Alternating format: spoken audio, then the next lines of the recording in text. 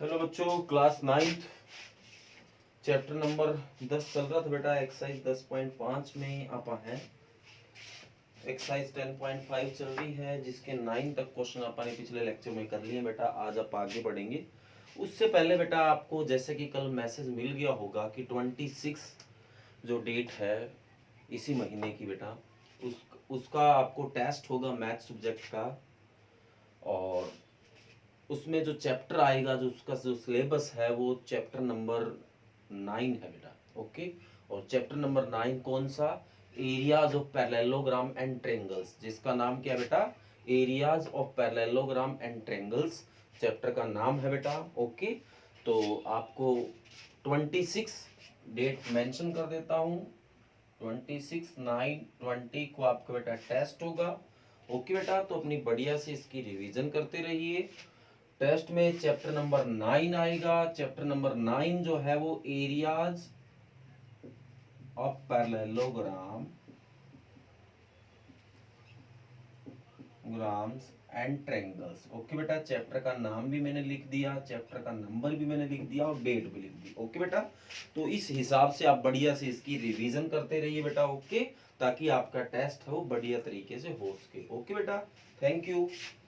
तो इसकी रिवीजन है बेटा, वो आप अपने आप करते रहिए। मैं साथ साथ चैप्टर नंबर 10 करवाता आ रहा हूँ। ओके बेटा, जो हमारा चल रहा है, इसकी रिवीजन जो है वो आपको अपने लेवल पे करनी है। ओके बेटा, क्योंकि मैं रिवीजन में आपको पता है कोई और चैप्टर करवा रहा हूँ, तो इसकी रिवीजन करते रहिए बेटा साथ साथ। ओके। अब आप बढ़ते हैं बेटा चैप्टर नंबर 10 की, सॉरी सवाल नंबर 10 की। और चैप्टर नंबर 10 तो वैसे भी चल ही रहा है, एक्सरसाइज 10.5 है। क्या बोला गया है और क्या करना है, स्टेटमेंट पढ़ते हैं फिर पता चलेगा।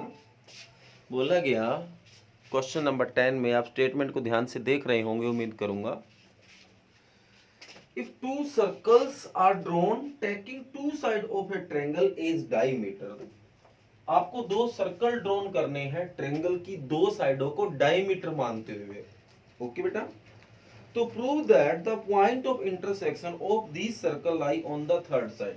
तो जो इन सर्कल का जो पॉइंट ऑफ इंटरसेक्शन होगा, जहां पे ये सर्कल आपस में टकराएंगे, वो सर्कल की कोई लाइन होगी, तीसरी लाइन होगी, ये हमें प्रूव करके दिखाना है। ओके बेटा, तो सबसे पहले मैं आपको एक ट्रायंगल बनाता हूं।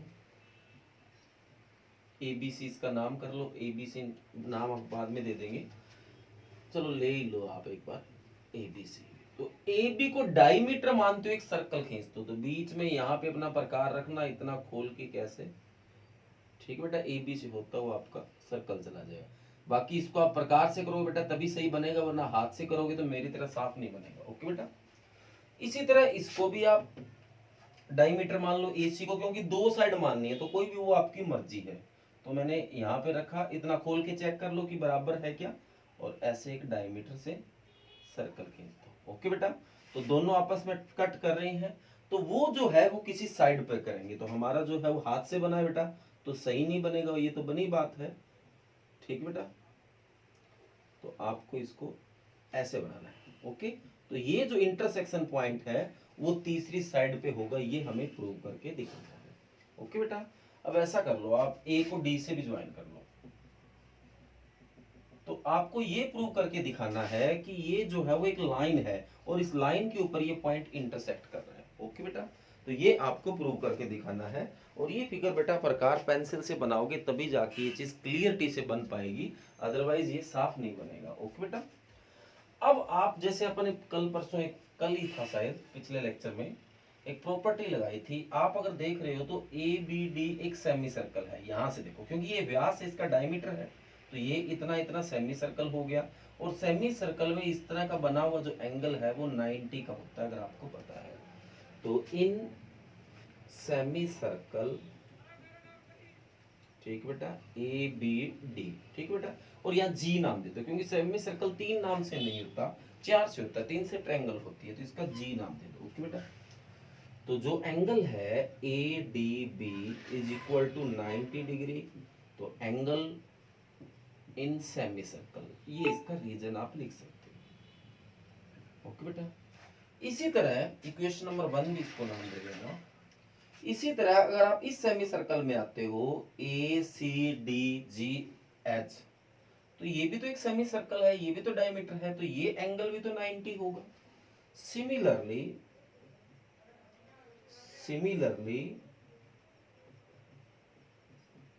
ठीक बेटा, सिमिलरली इन सेमी सर्कल, कौन सा बेटा, ए सी डी एच, तो जो एंगल आपका ए डी सी है वो क्या होगा 90 डिग्री। इक्वेशन नंबर 2 ऐड कर दो बेटा, ऐड इक्वेशन 1 एंड 2, 1 और 2 को जोड़ा बेटा, तो angle A D B plus angle A D C is equal to 180 degree हो जाएगा बेटा, 90 ये और 90 ये। तो ए डी बी और ए डी सी मतलब ये पूरा एंगल हो गया, और किसी लाइन सेगमेंट पे अगर एंगल 180 डिग्री बन रहा है तो वो एक स्ट्रेट लाइन है, तो इसका मतलब then B D C is a straight line. कैसी लाइन होगी बेटा, ये एक सरल लाइन होगी, और आप ध्यान से देख रहे हो तो जो डी पॉइंट है वो इस लाइन के ऊपर है। Also we see that point D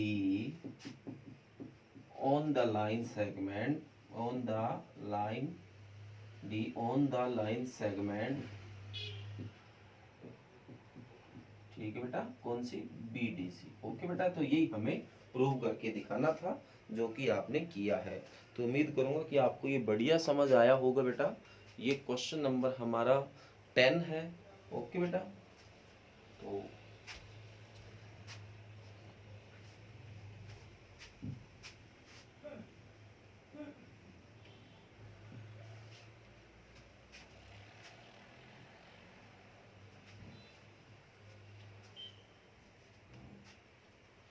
आगे बेटा क्वेश्चन नंबर 11 देखो।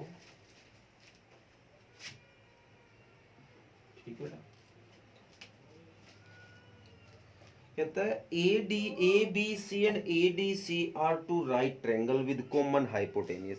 ए बी सी और ए डी सी दो ट्रायंगल है बेटा, और दोनों राइट ट्रायंगल है, और जिनका हाइपोटेन्यूज है वो ए सी दोनों में कॉमन है। तो ये प्रूव करके दिखाओ। तो देखो बेटा, मैं इनको बना लेता हूँ, फिगर नहीं देर का, अंदाजे से ही बनाना पड़ेगा।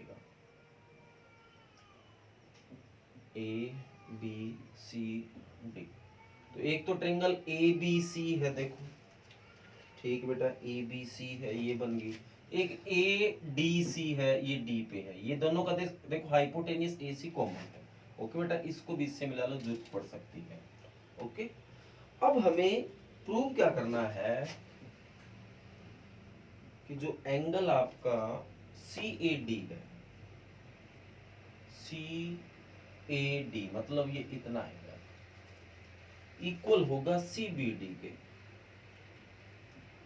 सी बी डी इस एंगल के, ये एंगल इसके बराबर होगा, ये प्रूव करके दिखाना है। ओके बेटा, तो देखो आप कैसे करते हैं। अभी तक हमें ये समझ आया है कि A B C right triangle है और A D C right triangle है, ये इस पे बी पे 90 डी पे 90 है। तो जो एंगल ए बी सी है गिवन है आपको, जो angle A B C 90 degree है और ए डी सी है वो भी 90 डिग्री है। ओके बेटा, ये भी 90 है और ये भी 90 है। ओके, अब आप आओ इस ट्रायंगल में, इन ट्रायंगल ए बी सी, आप बताओ तीनों एंगल का सम क्या होगा, 180 होगा। तो एंगल ए बी सी, इसको क्या नाम दूं, ए सी बी, इसको क्या नाम दूं, बी ए सी, तीनों का जोड़ 180 डिग्री हो गया बेटा। ओके, तो आगे देखो, फिर ये 90 है ही, आप जानते हो, ए सी बी पड़ा है, बी ए सी पड़ा है बराबर 180, प्लस का जो 90 है वो इधर आके माइनस का, तो ये 90 डिग्री बच गया इक्वेशन नंबर 1, क्योंकि प्लस का 90 इधर आके माइनस का, तो 90 बच जाएगा। इसी तरह इस ट्रायंगल में आओ, सिमिलरली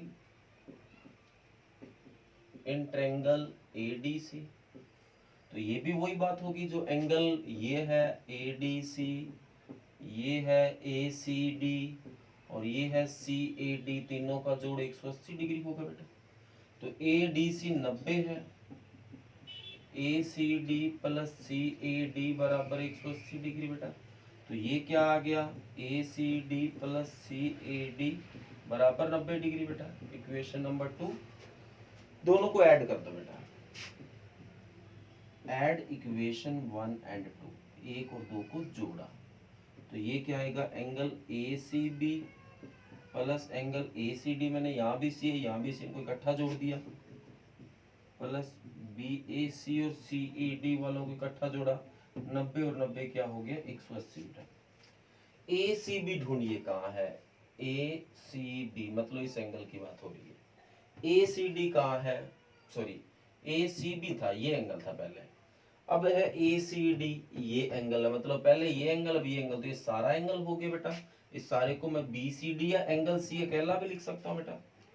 और बी ए सी कहाँ है बेटा, बी ए सी मतलब ये एंगल है, और सी ए डी मतलब ये एंगल है, तो इसको एंगल ए पूरा लिख सकता हूँ, is equal to 180 degree, equation number 3। Okay बेटा, अब आप बताओ, ये आपको गिवन है कि एंगल बी और डी है वो 90 है, बी प्लस डी भी 90 90 180 डिग्री होगी, तो ये भी 90 ये 90, तो दोनों का जोड़ 180 आ गया बेटा। ये चीज कहाँ होती है, इन दोनों एंगल का जोड़ भी 180 है, इन दोनों जो एंगल का भी जोड़ 180 है, तो ये साइक्लिक क्वाड्रिलेटरल होता है। तो by equation 3 and 4 we can say that ABCD is cyclic quadrilateral। क्यों, रीजन लिख दो क्यों, opposite the sum of opposite angle is 180 degree. तो ये एक साइक्लिक क्वाड्रिलेटरल हो गया बेटा। और साइक्लिक क्वाड्रिलेटरल कौन होता है, जिसके चारों जो पॉइंट है वो किसी सर्कल के ऊपर आते हैं। ओके बेटा, तो मैं इसको ऐसे बना लेता हूँ, तो एक साइक्लिक क्वाड्रिलेटरल हो गया। साइक्लिक क्वाड्रिलेटरल में भी एक खास बात और होती है, वो भी हमने पढ़ी है कि इसके किसी एक सेगमेंट के ऊपर, जैसे अगर मैं सी डी सेगमेंट उठाऊं, तो इस सेगमेंट के ऊपर देखो, एक तो ये एंगल बन रहा है इतना इतना, ये एंगल, इसी सेगमेंट के ऊपर अगर ये एंगल बन रहा है, क्या वो दोनों आपस में बराबर नहीं होता। तो we know that in cyclic quadrilateral,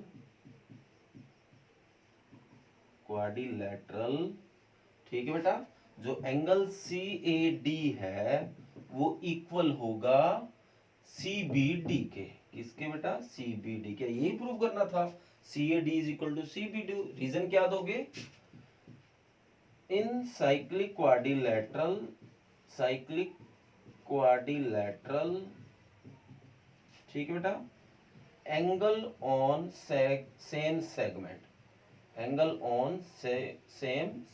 okay बेटा, ये इसका रीजन हो गया, angle on same segment. Okay बेटा, तो ये आपका क्वेश्चन नंबर है वो 11 हो गया।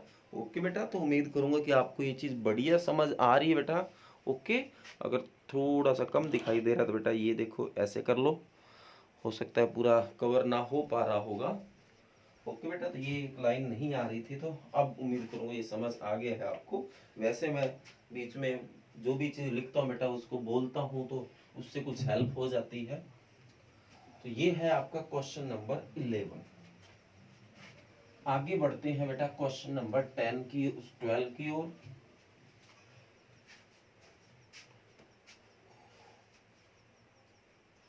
क्वेश्चन नंबर 12 में बोला गया prove that cyclic parallelogram is a rectangle.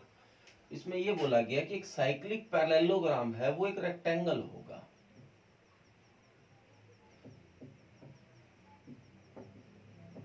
मतलब आपको एक तो ये गिवन है कि ABCD साइक्लिक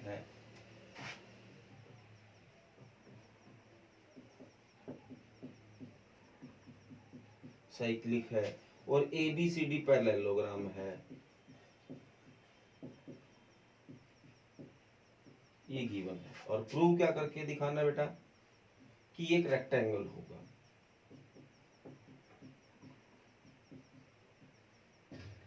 ठीक है बेटा, इसको रेक्टेंगल प्रूव करना। तो रेक्टेंगल में क्या होता है, सारे एंगल 90 डिग्री होते हैं। ठीक है बेटा, यही होता है। तो सबसे पहले आप इसको साइक्लिक मानो। साइक्लिक में क्या होता है, अभी आप जानते हैं कि आमने सामने वाले एंगल का सम 180 होता है। तो now given that ABCD is cyclic, ठीक है बेटा, तो angle A plus angle C is equal to 180 degree. Equation number 1। Reason क्या देखो बेटा, sum of opposite angle is 180 degree बेटा, ये रीजन हो गया। और ये पैरेललोग्राम भी है, पैरेललोग्राम में आमने सामने के एंगल इक्वल भी होते हैं। Also ABCD is parallelogram, parallelogram भी है, तो angle A is equal to angle C। यहाँ इक्वेशन नंबर 2। रीजन क्या दोगे बेटा, अपोजिट एंगल इज इक्वल, ठीक है बेटा। तो एंगल A पड़ा है बेटा, C किसके बराबर है, A के इज इक्वल टू 180 डिग्री। तो एंगल 2 आ गया 180 डिग्री, तो angle A is equal to 90 degree आ गया। सिमिलरली आप सारे भी तो निकाल सकते हो ये प्रोसेस में, angle B, C and D is 90 degree, और सारे 90 डिग्री हो तो ABCD क्या हो जाएगा बेटा, एक रेक्टेंगल बन जाएगा। ओके बेटा, तो ये हमारा क्वेश्चन है। ओके बेटा, तो ये आपका क्वेश्चन नंबर 12 है। ओके बेटा, डन। उम्मीद करूंगा कि समझ आ गया है। तो आज आपको राइट करना है वो यही वर्क है। ओके बेटा, तो ये 3 क्वेश्चन आपको राइट करने हैं। अब रही बात रिवीजन की, तो जैसे मैं सोच रहा था कि आपको ये वर्क भी चल रहा है, 12वें चैप्टर की रिवीजन है वो भी कर रहे हैं, और अगर आप 9वां चैप्टर टेस्ट के लिए दे दिया है वो भी आप करोगे, तो आपके लिए थोड़ा वर्क ज्यादा हो जाएगा। तो एक बार आप 12 चैप्टर की रिवीजन जहां तक होगी वहीं छोड़ देते हैं। ओके बेटा, तो रिवीजन आप चैप्टर नंबर 9 की स्टार्ट कर देते हैं, ताकि रिवीजन की रिवीजन हो जाए और टेस्ट की तैयारी भी साथ साथ होते रहे।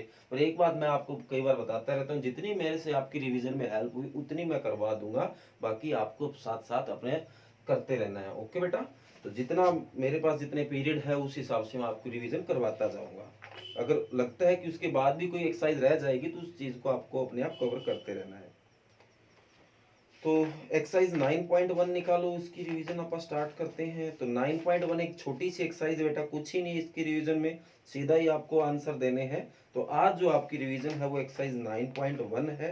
ओके बेटा, तो इसको अच्छे से रिवाइज कर लेना, और 9.2 के 2 क्वेश्चन बेटा। ओके, तो आज की जो रिवीजन है वो 9.1 एक्सरसाइज आपको देखनी है, उसको रिवाइज करना है, और 9.2 का क्वेश्चन नंबर 1 और 2। ओके बेटा, तो यहाँ तक आज आप रिवाइज कर लेना। ओके बेटा, थैंक यू। जो वर्क दिया है वो कर लेना। Thank you.